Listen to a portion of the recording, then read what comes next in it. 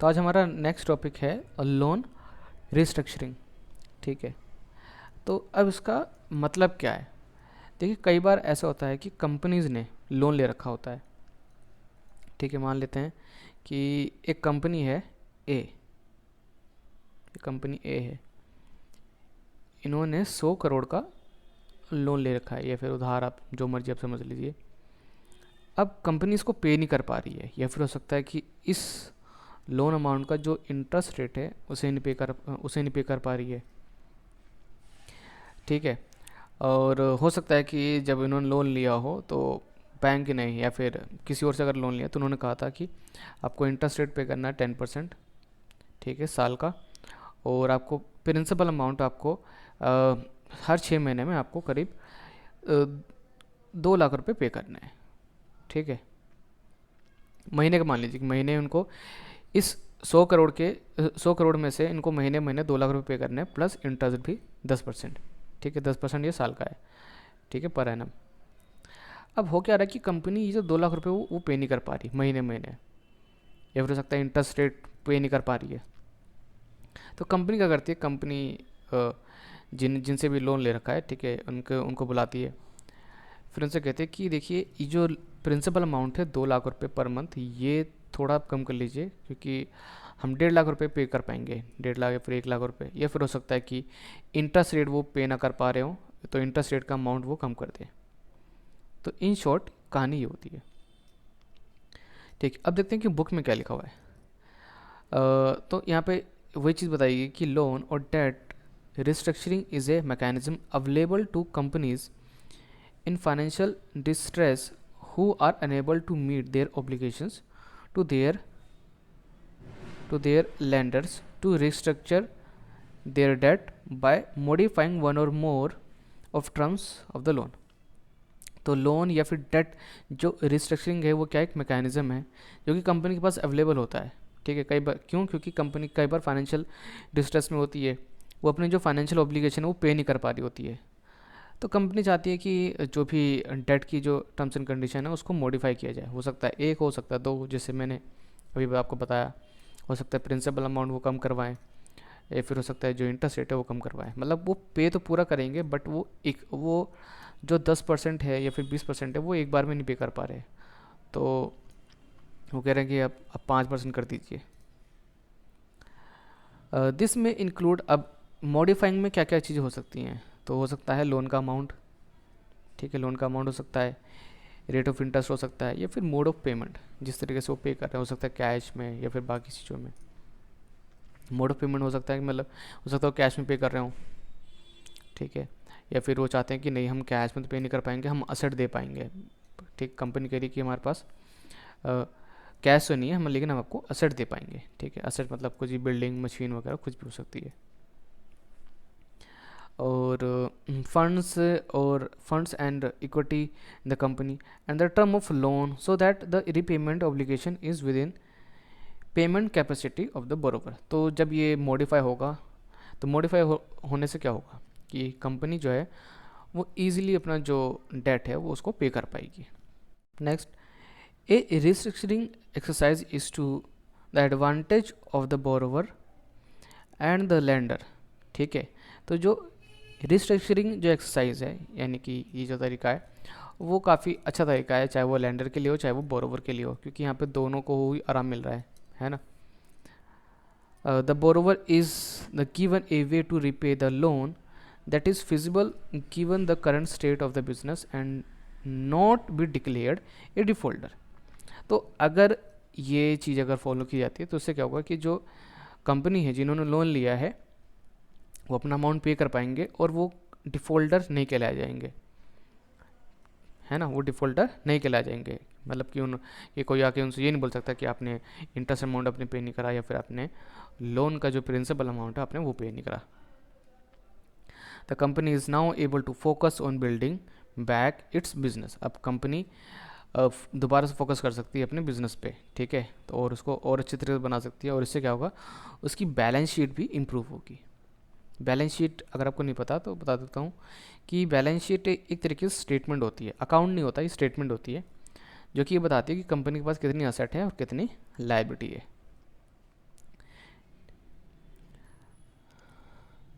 The lender can expect some repayment from a loan that would otherwise have to be written off as a bad debt.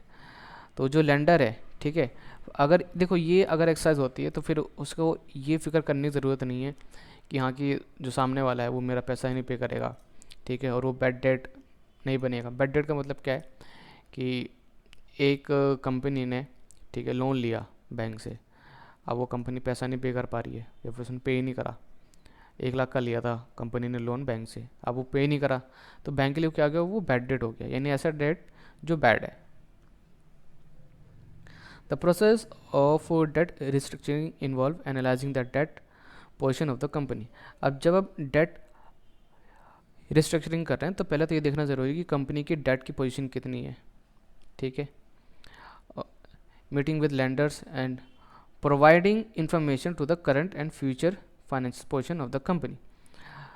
तो पहले तो हमें देखना ज़रूरी है कि कंपनी का जो डेट पोजीशन क्या है, फिर हमें ये देखना ज़रूरी है कि अभी उसकी करंट पोजीशन क्या है और फाइनेंशियल और फ्यूचर में उसकी जो फाइनेंशियल पोजीशन है वो क्या होगी। अब देखिए यहाँ पे फाइनेंशियल पोजीशन का मतलब है कि फ्यूचर में उसके पास कितनी असेट और लायबिलिटी होगी अगर ये प्रोसेस अगर किया जाता है तो।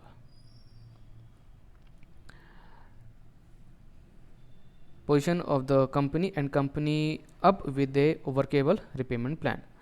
तो अगर ये चीज़ होती है तो कंपनी एक अच्छे खासे रिपेमेंट प्लान पे वो अपना काम कर सकती है कि अच्छा कि अब हमें 10% नहीं, अब हमें 5% हमें पे करना है, ठीक है। और ये तो इससे क्या होगा, इससे उन्हें भी एक सहूलियत मिल जाएगी।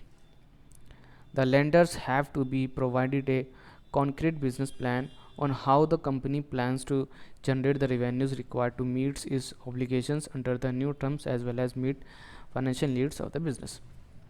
अब जो लैंडर्स हैं, लैंडर्स कौन, जिन्होंने लोन दिया है, ठीक है, तो वो उनको सजेस्ट कर सकते हैं कि वो अपना बिजनेस प्लान वो कैसे बनाए फ्यूचर का, ठीक है, ताकि वो अपना जो इंटरेस्ट अमाउंट है, जो प्रिंसिपल अमाउंट है, वो उसको पे कर पाए।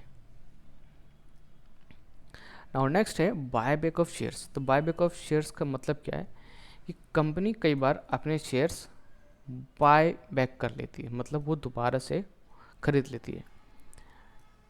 दोबारा से खरीद लेती है मतलब नहीं, समझिए इसको ऐसे समझिए कि कंपनी ने अपने शेयर किसी को बेचे थे पहले, ठीक है, आम जनता को मान लीजिए या फिर किसी और को बेचे थे, अब कंपनी उन्हीं से शेयर वो वापस खरीद रही है, तो उसे बोलते हैं बाय बैक। तो नेक्स्ट क्वेश्चन ये आता है कि कंपनी बाय बैक करती क्यों है, ठीक है। तो उसके कई सारे रीज़न हो सकते हैं।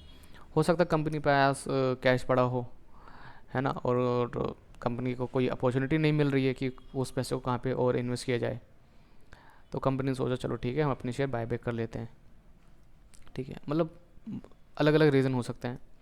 अब देखते हैं कि बुक में क्या दे रखा है। एक कंपनी में deploy access cash on the balance sheet in the various ways. अगर कंपनी के पास एक्सेस कैश है, ज़्यादा कैश है, ठीक है, it may use money to expand their business. तो अगर ज़्यादा कैश है तो उसको अलग अलग तरीके से यूज़ कर सकती है। पहला, अपने बिजनेस बढ़ा सकती है। दूसरा, grow and reduce it's liability, या फिर अपनी जो लायबिलिटी है, ठीक है, उसको कम कर सकती है। कैसे? बाय पेइंग बैक और reducing its borrowings. If any and और to distribute to the shareholders, या फिर हो सकता है कि अगर कंपनी के पास एक्सेस कैश है तो वो डिविडेंड के तौर पे वो अपने जो शेयर होल्डर्स है उनको दे सकती है, ये भी एक रीज़न हो सकता है। If it chooses the third option, management needs to choose between homogeneous distribution of this money among all shareholders through dividend, or it would offer a choice to the shareholders to have the money through selling their shares back to the business। अब company के पास ज़्यादा पैसा है तो company यहाँ पे अगर third option choose करती है, जैसे यहाँ पर, तो यहाँ पे ये बोला गया कि अगर ये वाला ही नहीं है, ये है, ठीक है। अब शेयर होल्डर में कैसे डिस्ट्रीब्यूट कर सकती है वो एक्सेस कैश? एक तो मैंने बता दिया कि डिविडेंड दे के, या फिर दूसरा कि वो जो शेयर होल्डर्स हैं उनसे शेयर वापस खरीद ले, ठीक है। यहाँ पर भी देखो तो कंपनी शेयर ले रही है और बदले में उनको क्या दे रही है? बदले में उनको कैश दे रही है ना, ठीक है। It would offer a choice to the shareholders to have money through selling their shares back to the business और in kind in or in kind in terms of enhanced value of each share in terms of earning per share and book value per share। ठीक है, अब इससे होगा क्या? देखिए, अगर company dividend देती है शेयर होल्डर्स को, तो यानी कि अर्निंग पर शेयर क्या होगा? वो बढ़ जाएगा। ठीक है, अर्निंग पर शेयर क्या होगा? बढ़ जाएगा। और उनकी जो बुक वैल्यू पर शेयर है वही बढ़ जाएगी। अब बुक वैल्यू क्या होती है? बुक वैल्यू ये बताती है कि कंपनी के पास कितनी असेट्स हैं। ठीक है, तो इस तरीके से कंपनी, अब मतलब ये रीजंस हैं। ठीक है, तो अगर कंपनी बायबैक अगर करती है तो फिर क्या होगा? कंपनी के पास शेयर आ जाएंगे और वो अपने शेयर होल्डर्स को पैसा देगी। अब यहाँ पे दे रखे हैं कुछ motives of buyback of shares could be multiple as follows.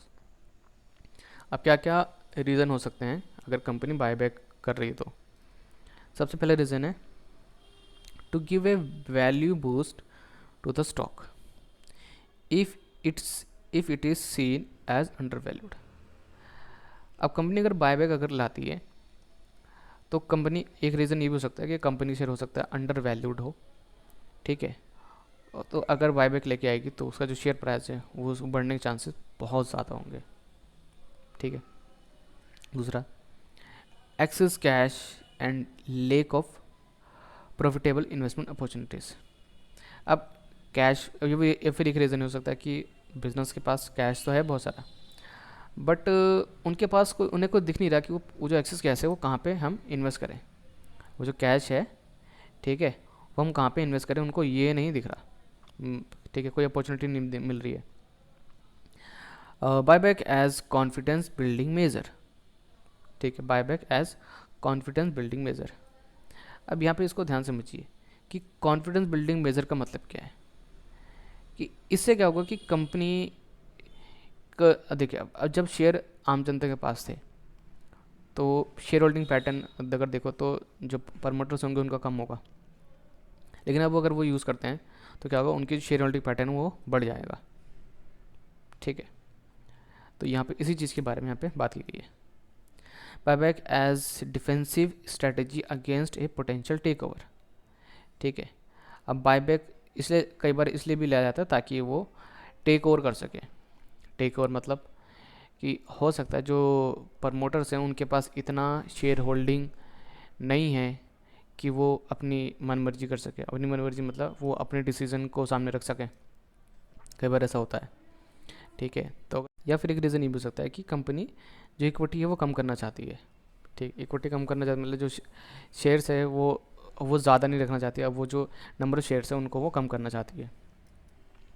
ठीक है, तो उसकी वजह से क्या होगा कि कंपनी की जो लिवरेज है वो बढ़ जाएगी। Buyback to diffuse the impact of dilution in the promoters holding on account of say employee stock option plans। ठीक है, buyback to diffuse the impact of dilution in promoters holding on account of say employee stock option plans। और एक और reason है buyback to reduce equity. Equity reduce करने के लिए भी बायबैक किया जाता है। अब इसका मतलब क्या है? इसका मतलब ये है कि कंपनी की जो नंबर ऑफ़ शेयर्स जो पहले ज़्यादा थे अब वो कम हो जाएंगे, यानी कि प्रमोटर्स की जो होल्डिंग्स हैं अब वो आपको ज़्यादा देखने को मिलेगी। तो इससे क्या होगा? उससे कंपनी की जो लेवरेज है वो बढ़ जाएगी। नेक्स्ट है हमारा buyback to diffuse the impact of dilution in promoters holding on account of से एम्प्लॉय स्टॉक ऑप्शन प्लान्स। ठीक है, पहले तो आपको ये समझना पड़ेगा कि एम्प्लॉय स्टॉक ऑप्शन प्लान होता क्या है। तो जो एम्प्लॉय स्टॉक ऑप्शन प्लान्स होते हैं उसका मतलब ये है कि जो नई कंपनीज होती हैं, ठीक है, अपने शुरुआती दौर में वो कंपनी के जो एम्प्लॉयज़ हैं वो उनको ये ऑप्शन देती है कि वो फ्यूचर में चाहें तो कंपनी के शेयर खरीद सकते हैं। ठीक है, इसका ये उनको राइट दिया जाएगा और वो जो शेयर होंगे वो एक फिक्स्ड प्राइस पे उनको दिया जाएगा जो पहले से फिक्स होगा। अभी समझ में नहीं आएगा। ठीक है, अब इसको थोड़ा सा डिटेल में समझते हैं। मान लेते कंपनी है ए, ठीक है।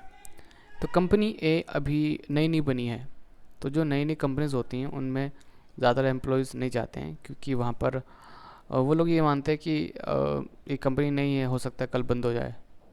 तो कंपनीज ये चाहते हैं कि जो उनके एम्प्लॉयज़ हैं वो कंपनीज में रहें और लॉन्ग टर्म के लिए रहें, क्योंकि कंपनी तो यही चाहेगी ना कि अगर कोई एम्प्लॉय आ रहा है तो वो लॉन्ग टर्म के लिए रहे, ये नहीं कि हाँ कि चलो आज रखते हैं कल निकाल देंगे, ठीक है। तो कंपनी अब अपने एम्प्लॉयज़ को रोकना चाहती है तो एक बेनिफिट देती है, ठीक है। एक एक बेनिफिट या फिर हाँ एक बेनिफिट है, लेकिन वो बेनिफिट किस टाइप का है। कंपनी कहती है कि हम आपको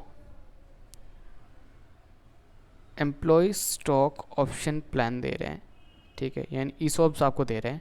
ईसॉप्स वो शॉर्ट में बोलते हैं ईसॉप्स, ठीक है। तो इसमें क्या होगा, इसमें हम आपको ये राइट दे रहे हैं। ईसॉप्स क्या होता है, एक राइट होता है, ठीक है, कि आप फ्यूचर में हमारी कंपनी का जो शेयर है वो आप बाय कर सकते हैं। जैसे लेट से अभी कंपनी की जो शेयर प्राइस है वो है 20 रुपीज़, ठीक है। और जब कंपनी ये ईसॉप्स दे रही है, यानी कि जो राइट्स हैं वो दे रही है कि आप फ्यूचर में कंपनी के जो शेयर हैं वो आप बाय कर सकते हैं, ठीक है। वो जो शेयर प्राइस है वो मान लेते हैं 10 रुपये, ठीक है। देखिए, यानी ईसॉप्स क्या, ईसॉप्स एक राइट है कि वो अपने एम्प्लॉयज़ को दे रही है राइट कि आप फ्यूचर में हमारी कंपनी के शेयर इस प्राइस पे आप खरीद सकते हो। प्राइस पहले से डिसाइडेड है, ठीक है। अब कंपनी जो एम्प्लॉयज़ हैं वो राइट्स मान लेते हैं अपने पास रखते हैं, तो इसमें भी ना कुछ टाइम पीरियड भी होता है, ठीक है। मतलब ये बहुत ये काफ़ी बड़ा टॉपिक है, करीब 10-20 मिनट का, बट मैं आपको इन शॉर्ट समझा रहा हूँ।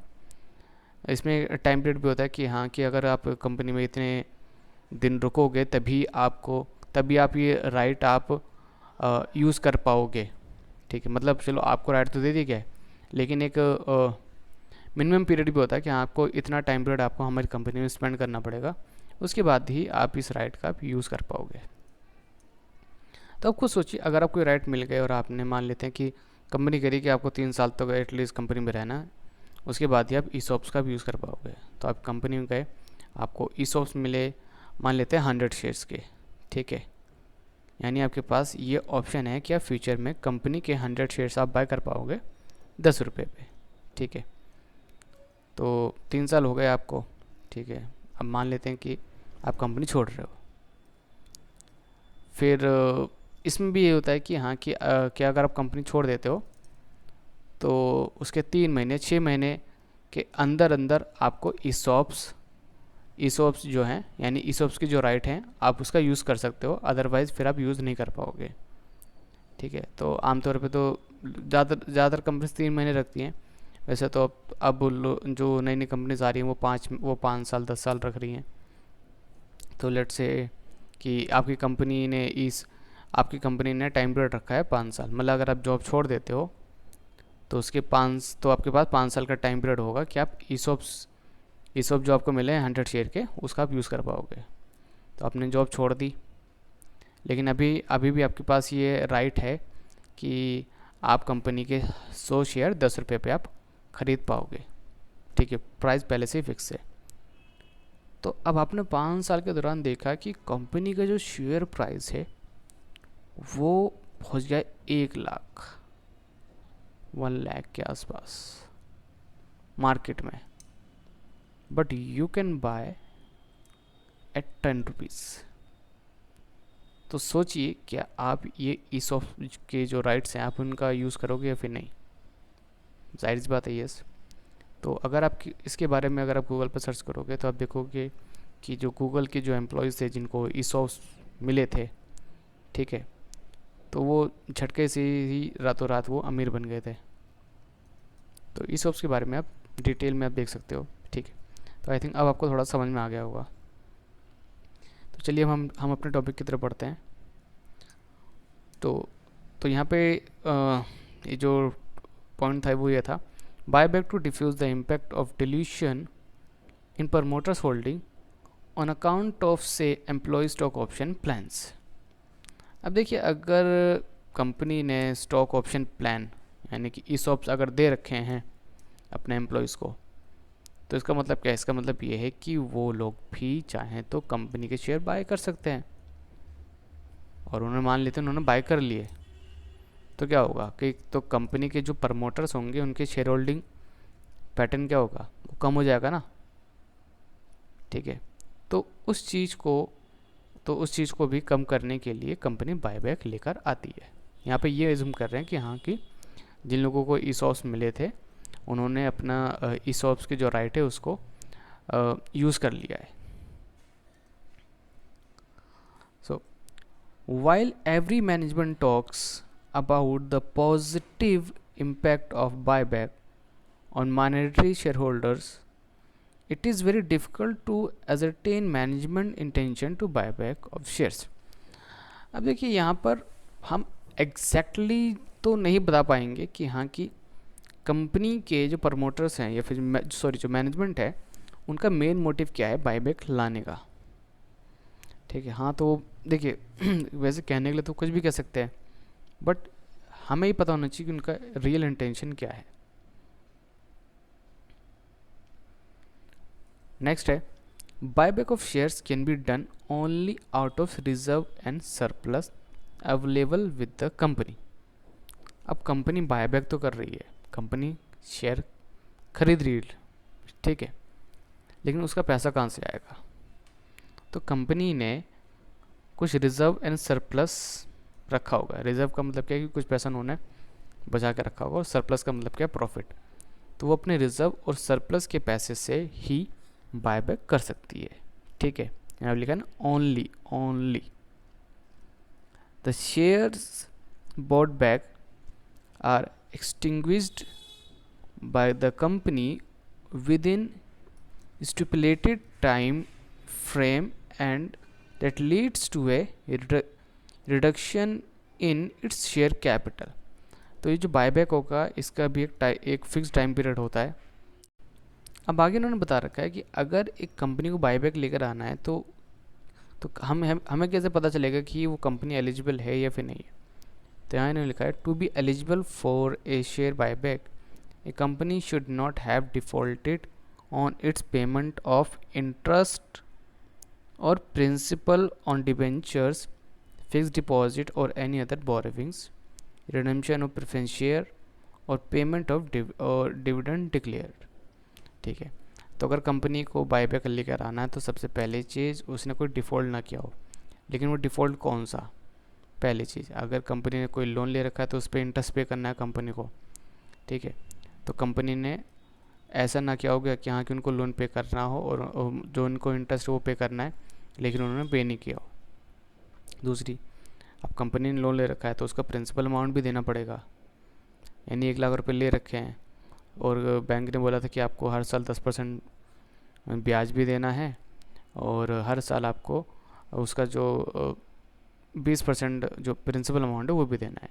तो यानी 1 लाख का 20% यानी कि 20,000 रुपये प्लस इंटरेस्ट रेट उनको हर साल पे करना है। तो जो 20,000 रुपये वो भी उन्होंने पे कर रखा हो। ठीक है, ऐसा नहीं कि उन्होंने डिफ़ॉल्ट करा होगा, अभी रह गए हों पे करने के लिए। अब वो जो पैसा उधार लिया है वो हो सकता है वो डिबेंचर में हो, ठीक है, या फिर हो सकता है कोई फिक्स डिपॉजिट हो। अब देखिए यहाँ पे फिक्स डिपॉजिट का मतलब क्या है? देखिए यहाँ पर फिक्स डिपॉजिट का मतलब है कि हो सकता है लोगों ने उनके पास एफडी करा रखी हो, इन्हें बोलते हैं कॉर्पोरेट एफडी बोलते हैं आमतौर पे, एनी अदर बोरोविंग्स, ठीक है, या फिर कुछ प्रेफरेंस शेयर होल्डर होते हैं। प्रेफरेंस शेयर होल्डर वो शेयर्स होते हैं जिनका जो प्रॉफिट होता है वो पहले से फिक्स होता है, मतलब उनको कितना प्रॉफिट दिया जाएगा वो पहले से ही फिक्स होता है। ठीक है, और उनका टाइम पीरियड भी फिक्स होता है कि इतने साल बाद उनका पैसा वापस कर दिया जाएगा। मतलब हाँ, एक एक कैटेगरी ये भी होती है कि उनका पैसा वापस नहीं किया जाएगा। और पेमेंट ऑफ डिविडेंड डिक्लेयर्ड, ठीक है, अगर मान लेते हैं कि कंपनी ने डिविडेंड डिक्लेयर करा कि हाँ, कि वो पेमेंट कि वो डिविडेंड देगी, ठीक है, तो उन्होंने पे करी, यानी कि अच्छा डिक्लेयर कर दिया और उन्होंने पे नहीं करा। The shares can be bought back issuing the tender method by making an offer to existing shareholders on a proportionate basis or from the open market through a book building process. अब company कैसे कैसे buyback वो कर सकती है, तो पहला है यहाँ पे उन्होंने लिखा है टेंडर मेथड, ठीक है, by making an offer to existing shareholders on a proportionate basis, ठीक है। तो अभी जो टेंडर मेथड है उसमें होता क्या है, उसमें जो शेयर होल्डर्स हैं उनको ये ऑफ़र दिया जाता है डायरेक्ट ही, ठीक है, कि हम आपको इतने रुपए पे करेंगे इतने शेयर्स के लिए, और from open market through a book building process और थ्रू द स्टॉक एक्सचेंज और from odd lot holders. The company needs to pass special resolution specifying the time frame for buyback and maximum price at which buyback will be made. तो यहाँ पर company को अगर buyback लेकर आना है तो उनको पहले एक स्पेशल रेजोल्यूशन, यानी कि एक तरीके से समझ लीजिए कि एक मीटिंग वगैरह होती है, ठीक है, तो उसमें अब कंपनी बायबैक लेकर आना है तो वोटिंग होती है एक तरीके से, ठीक है, वोटिंग हो गई और सबसे पूछ लिया कि हाँ कि मतलब हमें बायबैक लाना चाहिए फिर नहीं लाना चाहिए। अब ज़्यादातर वोटिंग में बोला, मतलब ज़्यादातर लोगों ने बोला ठीक है हाँ लाना चाहिए, तो उस केस में क्या होगा कि बायबैक हो जाएगा, ठीक है। और उस टाइम पर ये भी डिसाइड किया जाएगा कि जो मैक्सिमम प्राइस है वो कितना होना चाहिए, ठीक है, मैक्सिमम मतलब कितने प्राइस पर हमको बायबैक लेकर आना चाहिए।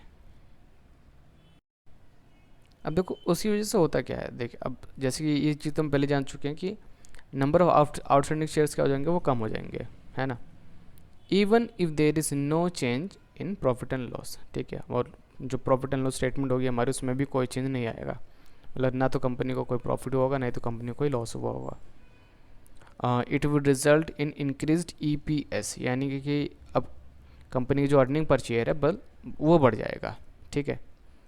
These shareholders may also enjoy higher dividend on each of their shares, ठीक है। अब जब बायबैक हो गया तो यानी कि जिन जिन के पास शेयर हैं तो उनका EPS भी बढ़ गया, तो यानी कि अब जिनको डिविडेंड है वो भी ज़्यादा मिलेगा। Assuming the market value of shares based on earning remain same pre and post buyback, तो यानी कि अब यहाँ पे हम ये भी एज्यूम करके चल रहे हैं कि जब बायबैक हुआ और बायबैक होने के बाद कंपनी के जो अर्निंग है उतनी है, तभी उनको ज़्यादा प्रॉफिट मिल पाएगा, मतलब ज़्यादा डिविडेंड मिल पाएगा। As it is to be spread over smaller lot, now market value per share goes up. अब देखिए अब नंबर ऑफ़ शेयर्स अब कम हो गए हैं, तो यानी कि जो शेयर जो शेयर की जो प्राइस है वो भी क्या हो जाएगी अब बढ़ जाएगी,